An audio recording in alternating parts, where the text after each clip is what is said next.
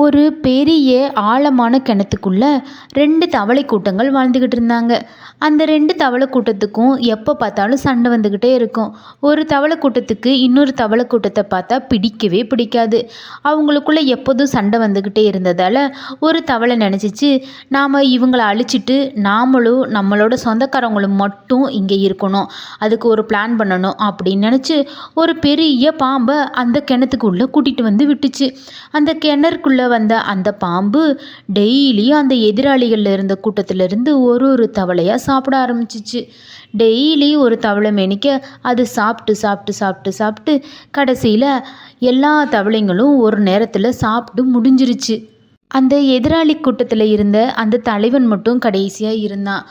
அவனை மட்டும் அந்த பாம்பு விட்டுருந்துச்சு. அடுத்த நாள் சாப்பிடலாம் அப்படின்னு சொல்லி அடுத்த நாள் அந்த தவளையையும் அது சாப்பிட்ருச்சு. அது எவ்வளவோ போராடியும் அதால் தப்பிக்கவே முடியல.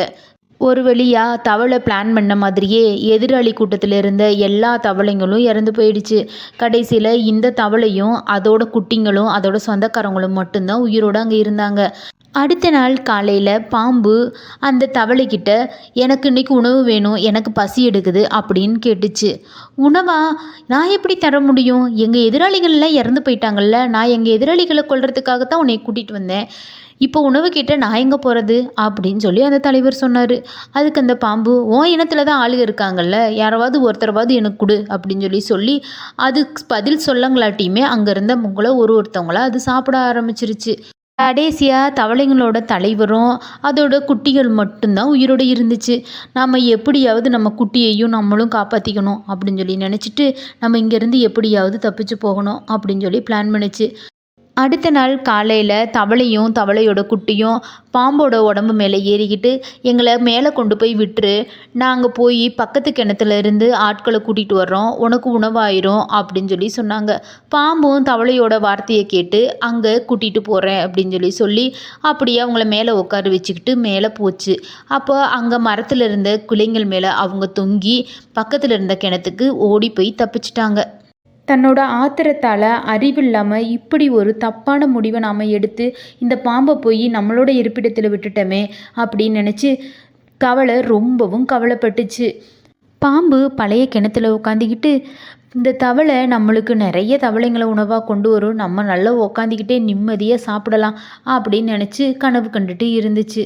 பாம்பு எத்தனை நாள் காத்துக்கிட்டு இருந்தாலும் தவளையோ அதோட குட்டியோ இல்லை வேறு இனத்தாரோ யாருமே அங்கே வரமாட்டாங்க அப்படின்றது அந்த பாம்புக்கு தெரியவே தெரியாது. ஆத்திரக்காரனுக்கு புத்தி கம்மிங்கிறதுக்கு ஒரு எடுத்துக்காட்டு இந்த தவளை தான்.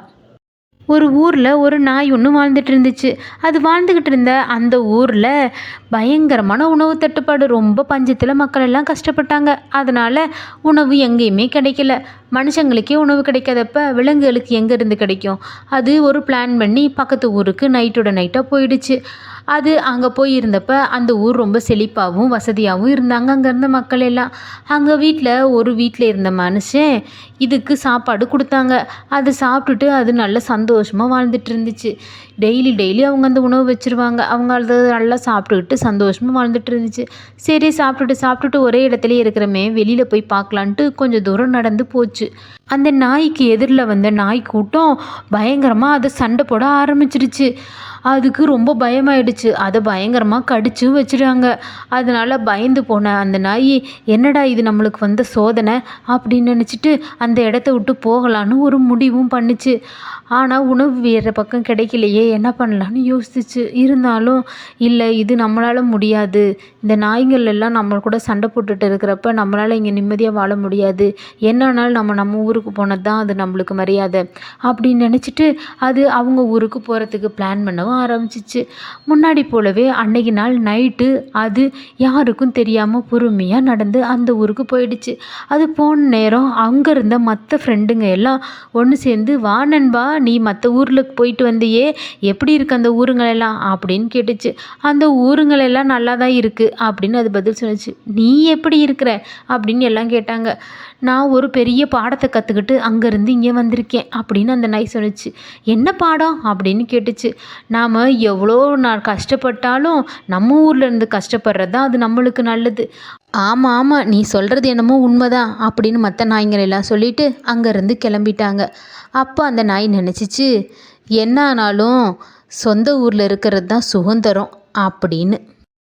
அது ஒரு அழகான காடு. அந்த காட்டில் தேனீக்கள் ஒரு மரத்தில் கூடு கட்டிக்கிட்டு இருந்தாங்க. அந்த தேனீக்கள் எப்போதும் சுறுசுறுப்பாக இருந்தாங்க. அவங்க பகல் முழுவதும் ஓடி ஓடி ஒற்றுமையாக தேனீக்கள் வேலை செஞ்சுக்கிட்டே இருப்பாங்க. அவங்க ரொம்ப சுறுசுறுப்பாக இருந்து அந்த கூட்டை ஒரு வழியாக கட்டி முடிச்சுக்கிட்டு இருந்தாங்க. அதில் நிறைய தேன்களை சேர்த்து வச்சுக்கிட்டு இருந்தாங்க.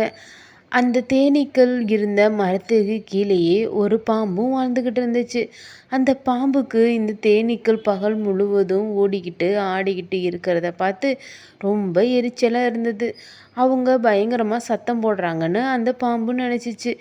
அந்த சத்தம் அதை டிஸ்டர்ப் ஆகுறதால அது அவங்க மேலே ரொம்ப கோபமாகவும் இருந்துச்சு. இந்த தேனீக்கள்லாம் நம்ம எப்படியாவது அழிச்சிடணும் அப்படின்னு அது ஒரு திட்டமும் போடணும்னு நினச்சிக்கிட்டு இருந்துச்சு. அப்போ அது நினச்சிச்சு, பேசாமல் நம்ம இந்த தேனீக்கள்லாம் நாக்கு நீட்டினோம்னா ஒரு ஒரு தேனீயை டக்கு டக்குன்னு நம்ம நாக்கில் ஒட்டிக்கும். நம்ம அப்படியே எல்லாத்தையும் கடிச்சு கடிச்சு சாப்பிட்டு முடிச்சிடலாம். அப்புறம் அதோட தொந்தரவே நம்மளுக்கு இருக்காது. நம்ம மரத்து மேலே ஏறி முதல்ல அந்த விஷயத்தை தான் செய்யணும் அப்படின்னு ஒரு பிளான் பண்ணுச்சு. இந்த தேனீக்கள்லாம் ரொம்ப சின்னது. ஆனால் நம்ம அதோட எவ்வளோ பெருசாக இருக்கிறோம். அதனால் அதுகளை நம்ம ஈஸியாக சாப்பிட்டு அதுங்களை இந்த இடத்த விட்டு காலி பண்ண வச்சிடலாம் அப்படின்னு அது நினச்சிச்சு. அது நினச்சிக்கிட்ட மாதிரியே அது மரத்துக்கிட்ட போய் அந்த தேனீ கூட்டத்தை சாப்பிடலான்னு போச்சு. ஆனால் தேனீக்கள் எல்லாம் ரொம்ப ஒற்றுமையாக கூட்டமாக சேர்ந்து அந்த பாம்பை பயங்கரமாக கொத்த ஆரம்பிச்சிருச்சு. அது நினச்ச மாதிரி நாக்கு நீட்டினா ஒன்றும் ஆகலை. ஆனால் அந்த தேனீக்கள்லாம் பயங்கர ஒற்றுமையாக அங்கே இங்கேயும் அசராமல் அந்த பாம்பை பயங்கரமாக கொத்த ஆரம்பித்தாங்க. அது கொத்துனதில் அதுக்கு வலி தாங்கவே முடியல. அது மேலேயும் கீழேயும் வால்லையும் ஒரு இடம் கூட விடாமல் எல்லா இடத்துலையும் அது கடிச்சதுங்க. அது கடிச்சதில் வலி தாங்க முடியாமல் அங்கே கீழே இருந்த ஒரு முட்புதருக்குள்ளே விழுந்து மறைஞ்சிருச்சு. அது கொஞ்ச நேரத்தில் வலி தாங்க முடியாமல் வலியால் துடிச்சு இறந்து போயிடுச்சு. தேனீக்கள் சின்னதாக இருந்தாலும் அவங்க ஒற்றுமையாக இருந்து அந்த பாம்புகிட்ட இருந்து அவங்க பாதுகாத்துக்கிட்டாங்க. ஒரு அழகான கிராமத்தில் விவசாயி ஒருத்தர் ஒரு பசு வளர்த்துக்கிட்டே இருந்தார். அந்த பசு ரொம்ப அழகான ஒரு குட்டியை போட்டுச்சு. அந்த கன்றுக்குட்டி ரொம்ப அழகாக இருந்தது. அது பார்க்கறதுக்கு அழகாக இருந்ததோட ரொம்ப குறும்புக்காரதாகவும் இருந்தது. அது எப்பயுமே அங்கேயும் இங்கேயும் ஓடிக்கிட்டு ரொம்ப சுறுசுறுப்பாக இருந்தது. விவசாயி டெய்லியும் அந்த மாட்டை தன்னோட வயலுக்கு கூட்டிகிட்டு போகிறத வழக்கமாக வச்சிட்டு இருந்தார். அதே போலயே அன்னைக்கும் அந்த மாட்டை தன்னோட விவசாய நிலத்துக்கு கூட்டிகிட்டு போய் அங்கே அதுக்கு வேலைகள் வாங்கிறதுக்கு அவர் ரெடி ஆனார். அப்போ அவர் கிளம்பி போகும் பொழுது அந்த மாட்டையும் அழைச்சிட்டு போனார். அப்போ அந்த கன்றுக்குட்டி பின்னாடியே ஓடிச்சு. அப்போ அந்த மாடு, நீ இங்கே வர வேணாம், நீ அங்கே புல்வெளி இருக்கு பாரு, அதில் போய் விளையாடு, நீ சந்தோஷமாக அங்கே விளையாடு, அம்மா போயிட்டு வேலை முடிச்சுட்டு சீக்கிரம் வந்துடுவேன் அப்படின்னு சொன்னுச்சு. ஆனால் அந்த கன்றுக்குட்டி மாடு சொல்கிறத கேட்குற மாதிரியே இல்லை. அது நான் வயலுக்கு வருவேன்னு சொல்லி அவள் கூடையே போயிடுச்சு. சரி அப்படின்னு அதுவும் கூப்பிட்டுட்டு போயிடுச்சு. அங்கே போய் அது வேலைங்கள் செஞ்சுக்கிட்டு இருக்கும் பொழுது அதால் கவனமாக வேலைங்களை செய்ய முடியல. இந்த கன்றுக்குட்டி எங்கே போயிடுதோ, கிணத்துல போய் விழுந்துடுதோ, வேற எங்கேயும் வெளியில் போய் மேய்ஞ்சிடுதோ அப்படின்னு நினச்சி அங்கேயும் இங்கேயும் திரும்பி பார்த்துக்கிட்டே வந்துச்சு. எப்பொழுதும் இருக்கிறத விட இன்னைக்கு ரொம்ப மோசமாக வேலை செய்கிறனால அந்த விவசாயி அந்த மாட்டை பயங்கரமாக அடித்தார். மாடு சரியாக வேலை செய்யாதனால அவர் அங்கேயே உணவு சாப்பிடட்டும் அப்படின்னு விட்டுட்டு அவர் வீட்டுக்கு போயிட்டார். அப்போ அந்த குட்டி அது பக்கத்தில் தன்னோட தவறை நினச்சி மன்னிப்பு கேட்டுச்சு. நான் வராமல் இருந்திருந்தேன்னா உங்களுக்கு இவ்வளோ அடி விழுந்திருக்காதுலம்மா, என்னை கவனிச்சுக்கிட்டு தானே உங்களுக்கு இவ்வளோ அடி அப்படின்னு மன்னிப்பு கேட்டுச்சு.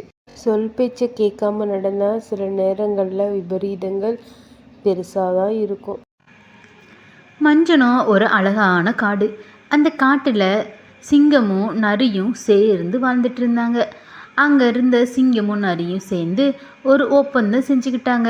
அந்த ஒப்பந்தத்தைப்படி நரி சொன்னிச்சு, நான் போய் எங்கே இறை இருக்குன்னு தேடிட்டு வந்துடுறேன். நான் தேடி சொன்னதுக்கப்புறம் நீங்கள் போய் அதை வேட்டையாடி கொண்டு வாங்க, நாம் 2 பேரும் சாப்பிடலாம் அப்படின்னு சொன்னுச்சு.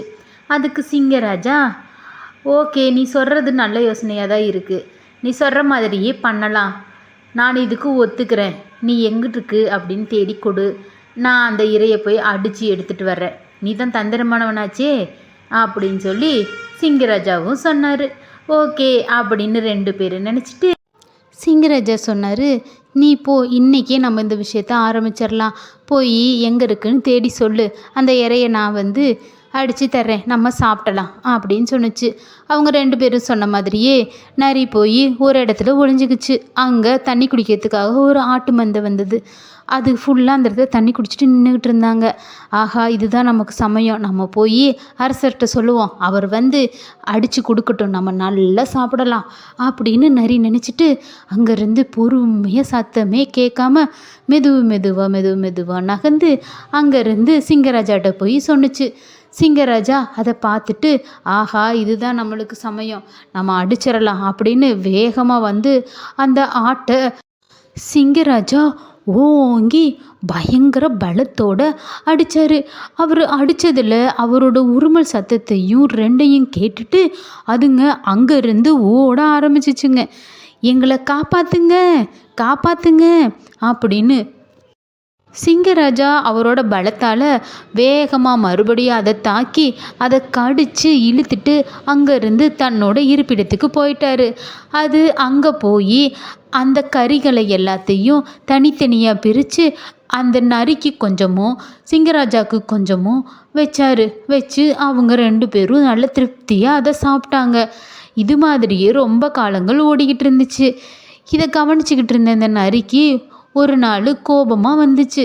நாம் தான் இரையை தேடி கண்டுபிடிச்சி போகிறோம், ராஜா இங்கேயே தான் உக்காந்துட்ருக்காரு, நம்ம சொன்னதுக்கப்புறம் அந்த இடத்துக்கு மட்டும் போய் அவர் அதை அடித்து கொண்டு வர்றாரு, இதில் நம்மளோட வேலை தான் பெருசு, ஆனால் சிங்கராஜா நிறைய சாப்பிட்றாரு, நம்மளுக்கு ரொம்ப கொஞ்சமாக கொடுக்குறாரு, இது சரிப்பட்டே வராது, நாம் இதுக்கு ஒரு முடிவு செஞ்சே ஆகணும் அப்படின்னு சொல்லி சிங்கராஜா கிட்ட, ராஜா இனிமேட்டுக்கு இந்த ஒப்பந்தத்துக்கு நான் ஒத்து வர்றதா இல்லை, நான் இனிமேட்டுக்கு தனியாக வேட்டையாடிக்கிறேன், நீங்கள் உங்கள் உணவை நீங்கள் தனியாக வேட்டையாடி நீங்கள் சாப்பிட்டுக்கங்க அப்படின்னு சொல்லி சொன்னுச்சு.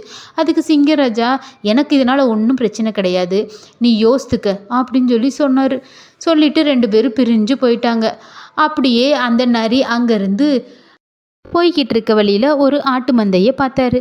அந்த ஆட்டு மந்தையை பார்த்துட்டு வேகமாக ஓடி அதை கடிக்க போச்சு. அப்போ அந்த ஆடு மேய்க்கிறவர் அவர் கையில் வச்சுருந்த தடியால் அந்த நரியை ஓங்கி அடித்தார். அது வலி தாங்காமல் அச்சச்சோ காப்பாற்றுங்க அப்படின்னு சொல்லிட்டு அந்த வாட்டு மந்தையை சுற்றி ஓடிச்சு.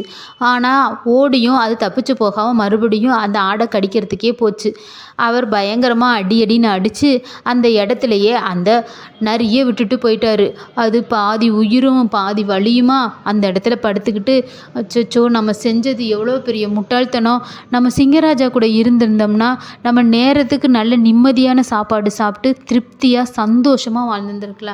அதை விட்டுட்டு அவர்கிட்ட இருந்து சண்டை போட்டு, அதுவும் பொறாமையால் அவர் கூட சண்டை போட்டு வந்தது பெரிய தப்பு அப்படின்னு நினச்சிச்சு.